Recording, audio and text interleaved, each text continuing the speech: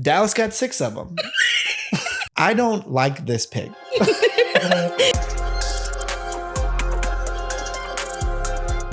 Hi, I'm Hunter. I'm Jewelz. And this is Balanced Sports, a show where we are going to meet and talk about leveling the playing field on the coverage across all sports. Today, we are starting with WNBA coverage. The Western Conference, to be specific, and the draft from last night. Let's get into it. So our A will be scoring with a yas, as in this team crushed it. Yes, they did it. B. You did that. You did that. We look at that team and we say, you know what? You didn't crush it, but you did that. You did that. That's what you did. C is going to be a very good, you tried it.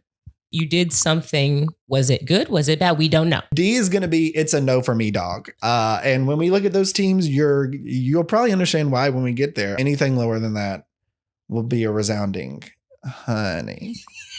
Just honey, what you doing? Honey.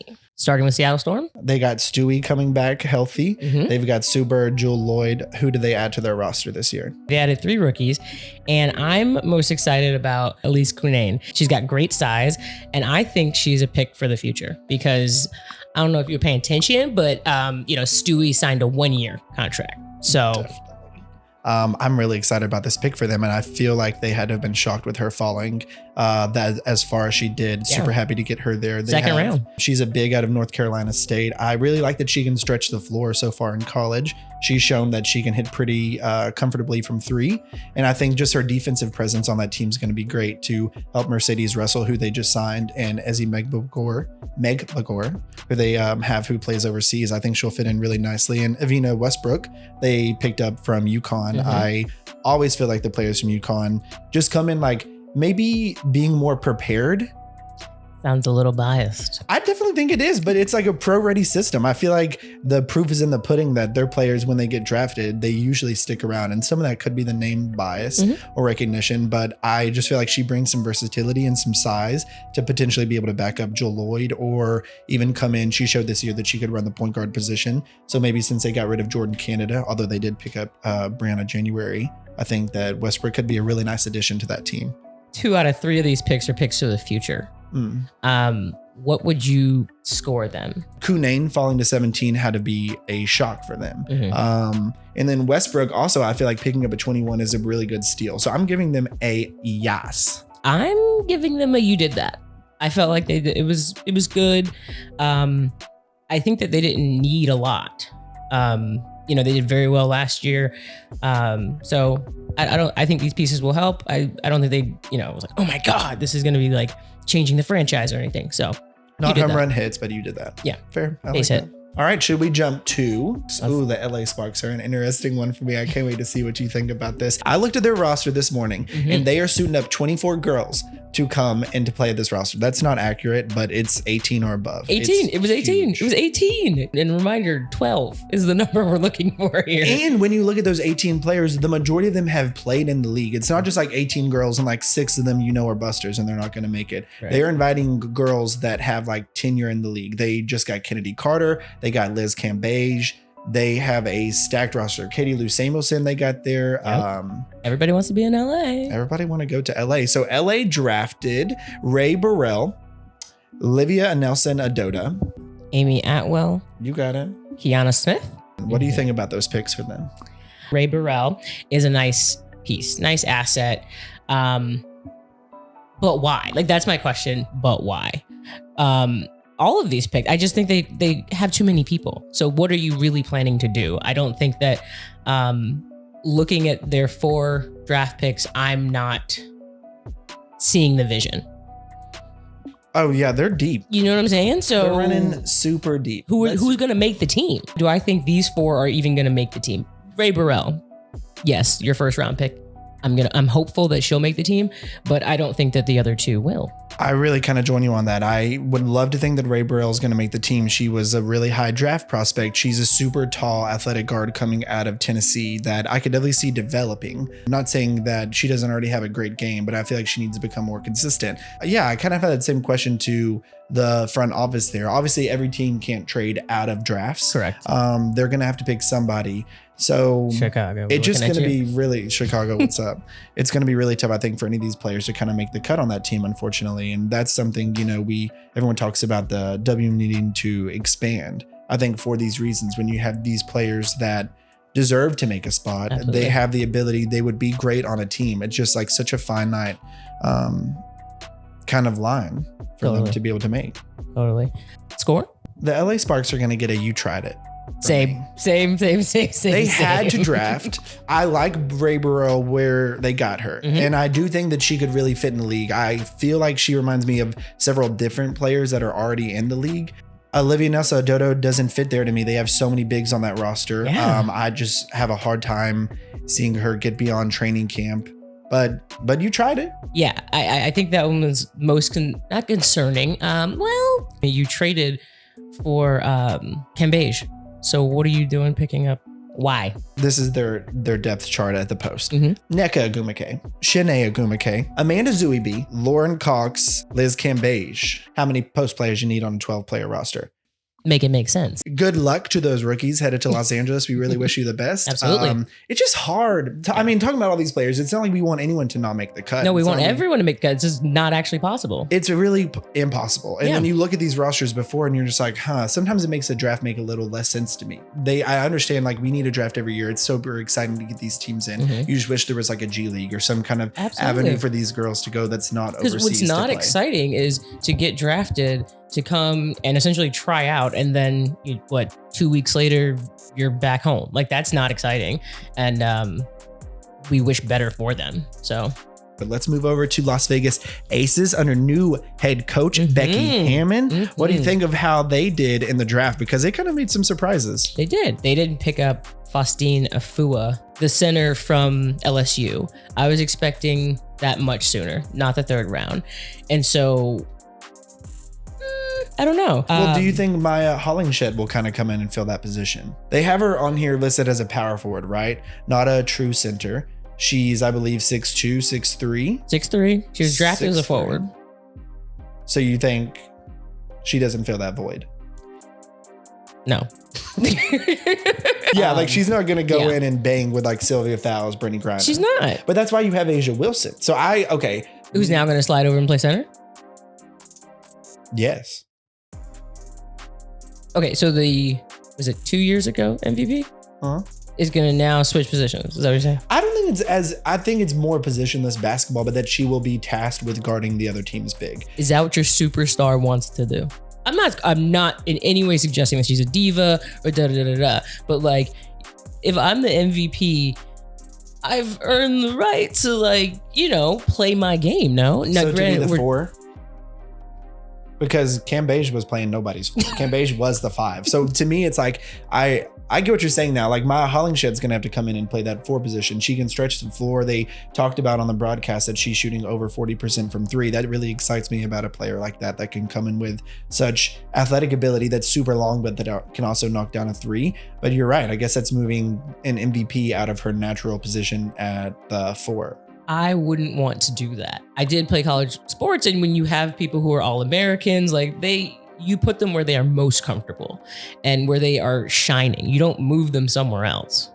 You're really making me change my mind about the Las Vegas Aces. Okay, at number 11, they picked up Kirsten Bell, who a lot of people had going a lot earlier than 11. This is a mid-major player for sure the last 2 years, has won the Becky Hammond Mid-Major Player of the Year award. And who's her coach now? Look at that, Becky Hammond. You'll love to see it. I think they were pretty comfortable and familiar with Kirsten Bell. I really like this player. I always look when I'm watching the draft at players that are not going to go like 1, 2, or 3, right? Right. So they're players that are going to go on later first round, maybe second. Who's that player that's going to have like a long career? Who's that player that's going to maybe not necessarily be an MVP, but like a perennial, you want this player on their team. Right. I love this player. This is your pick. This is my pick for that Okay. player. She is tall. She carried her team offensively. Mm-hmm. She can make the pass. I think she feels like a lot of different places. And then she just has like charisma. When she was being interviewed after the draft, her energy, I followed her on Twitter now. I mean, I just feel like this is a really fun player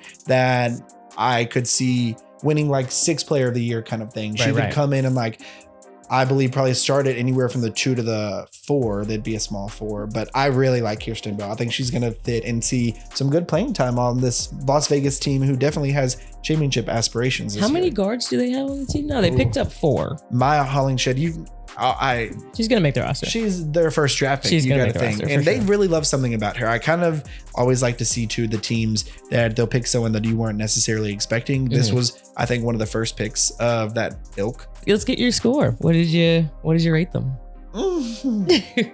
This is a tentative one because I do think that the Maya Hollingshed thing, I want to see how that turns out. Sure. So I feel like trying to pump the brakes a little, I'm going to give them a you did that. Okay. I think they really went kind of out of left field to pick Hollingshed. I see her potentially having a ceiling of Azurá Stevens, who I really enjoy. It's a you tried it for me.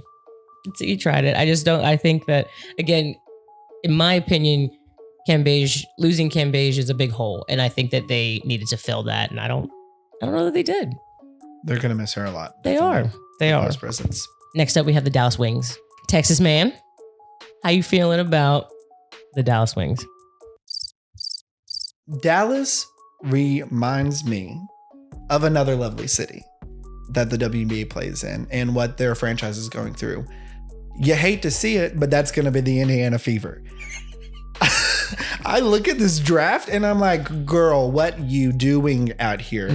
Veronica Burton. No, are you knocking her as a player? Because I'm not. Never knocking anyone. She was picked number 7. She is an incredible player. She's 5'9" guard out of Northeastern. Incredible defensive player.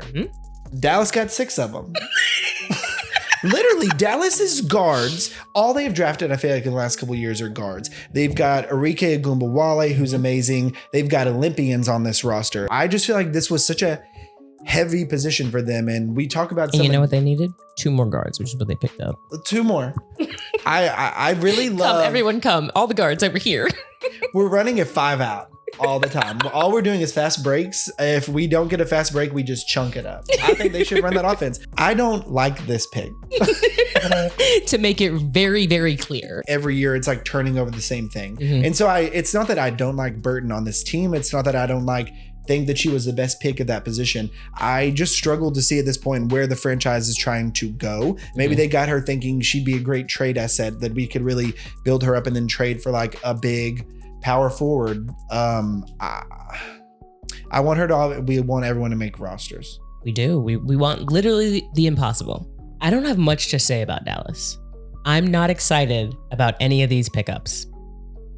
Are we ready for rating? Wow. This is a no for me, dog. A solid no for me.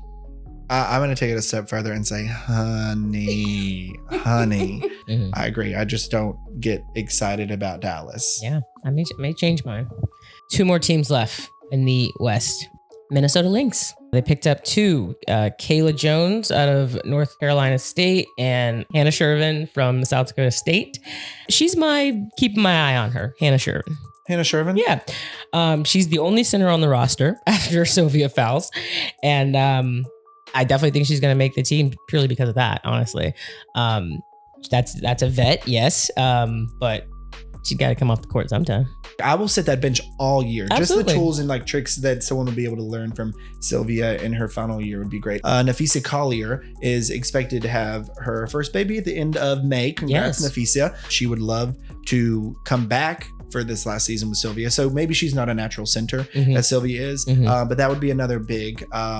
Hannah, I loved watching her play in the NCAA tournament. They upset Baylor. They had an incredible run. That was really entertaining. I just feel like maybe she's a bit undersized at 6'2", I believe. She played really well against some of the top prospects. She outshined Melissa Smith, quite frankly, and that's one game and it's a team sport, so you can't just say this individual. Cheryl Reeves really likes a player like this, somebody that's going to come in. She has a really high basketball IQ. Her footwork looked really great from watching her in the tournament, and I kind of agree. For the second pick of theirs that came pretty late in the draft. I think she has a good chance to make the roster simply based on her size and ability to fill a gap that they are really going to need. Sylvia can't play every minute of every game, so they got to have someone come in and spell her. Scoring, what you got? Minnesota traded one of their draft picks because they knew that their roster was so full this year. So they did smart. have a team that knew what they were doing. Minnesota is a team that from top to bottom is a complete roster. Renaya Davis is an incredible prospect out of Tennessee. She's 6'1". She had an injury that sidelined her all last season. So they have all these players coming back. Their roster's full. Yeah. It's a biggin. So I'm going to give them a very soft, you did that. They had to do it, so they did that. I am giving the Lynx a yes. I think they knocked it out. I think they did what they had to do. And I think that these players will serve them now. Last team in the Western Conference, the Phoenix Mercury. Phoenix Mercury. They had a very interesting draft. They're kind of having to look at a couple different things in terms of their draft, maybe with BG not playing this year. You know what? Since we're talking about the Phoenix Mercury now, we should talk about the WNBA, and all the teams in the league just announced that they are going to bring back Brittany Griner's campaign, which is the one about giving shoes, right? Giving shoes to those experiencing homelessness in the Phoenix area, correct? Yes, but I think every city in the league is going to do it. So Brittany Griner's Heart and Soul shoe drive, which is incredible. That's a great way to honor her while we're going to really miss her this season. It's a really cool way for every team in the league to kind of do this thing that BG was really passionate about. Absolutely. And yeah, we're definitely going to keep her at the forefront of this conversation this year.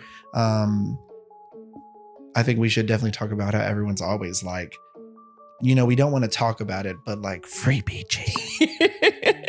So like, yes. And okay, their draft picks were Maya Dodson from Notre Dame and Macy Williams, a center from Game of Thrones. Maya Dodson is really interesting. I believe she petitioned for another year of eligibility from Notre Dame and she didn't get it. Watching her in the tournament, she's exciting. I think she's a really long player that could be disruptive on defense. Her offense is pretty raw, and I think that she's I wouldn't say a pick for the future. I think that they're going to want her to come in now, but I really like this roster. I just see it being a hard fit for them. It's just a hard fit. Okay. I see a lot of versatility. They have a 3 players listed as forward centers, and then they picked up a forward and a center. I think they have potential to contribute because of BG's status, and you know the Mercury needing them to step up. Yes, they have Tina Charles. Tina Charles is incredible 11-year vet. So I'm not upset with these picks. I think they can make an impact. We have to give Phoenix a score. Yes. I'm gonna give it a you tried it.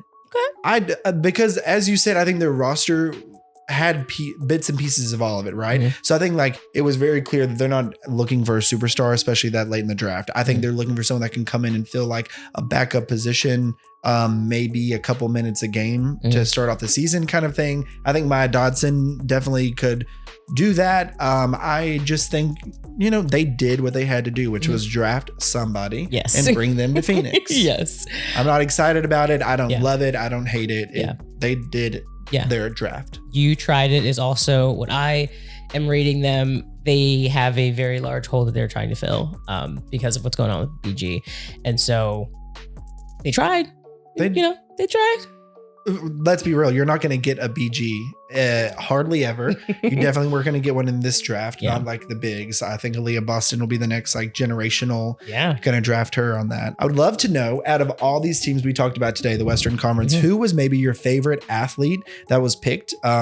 So it could be the athlete picked, or just where do you think was a good match for a player to go?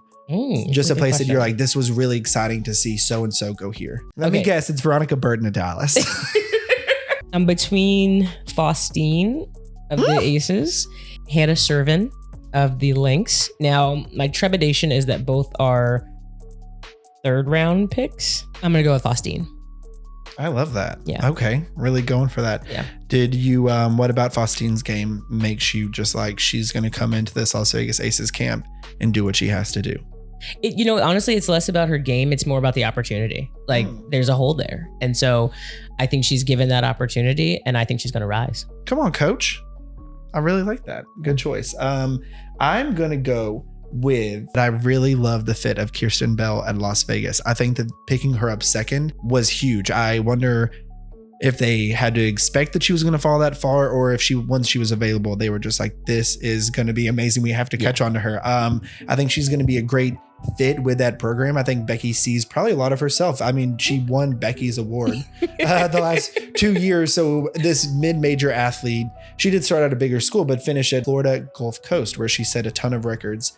And I really like Kunane fitting at Seattle. Yes. I think again that this is a player that was such a sleeper that they probably did not anticipate on their draft board having her fall to the position that she did. And when she was available to pair along with the big three that they have in Stewie, Sue, and Jewel, you can back up Ezzy and Mercedes Russell. She's a big that can really get in there and bang. I could see her coming in and guarding the Cam Bejas of the world, or Tina Charles, players that trying to. I'm not saying that she's going to come and like shut anybody down, but she has the body and the size to be really physical with these players. And I really liked how she played at North Carolina State. I think she lets the game come to her and is not a player that's going to really like take over, and she's not going to like force her way into games. She's going to let the game come to her. And I think as a rookie on a team that already has superstars, that could be a really, really incredible fit for her. Yeah. Do you see any of these players getting Rookie of the Year, or do you see maybe someone from the Eastern Conference, who we'll be talking about tomorrow, potentially winning a Rookie of the Year? Maybe we'll have to do a whole different segment. We will. We'll do a different episode on Rookie of the Year pick. Mine's in tomorrow's episode. Okay. I'm looking forward to seeing it. I think mine maybe in the Eastern Conference as well. Okay. All right. Great. So Jewelz, it was a really good time breaking down the Western Conference. I can't wait to see your picks for maybe Rookie of the Year when we do the Eastern Conference. For Balanced Sports, I'm Hunter. I'm Jewelz. Thanks for watching.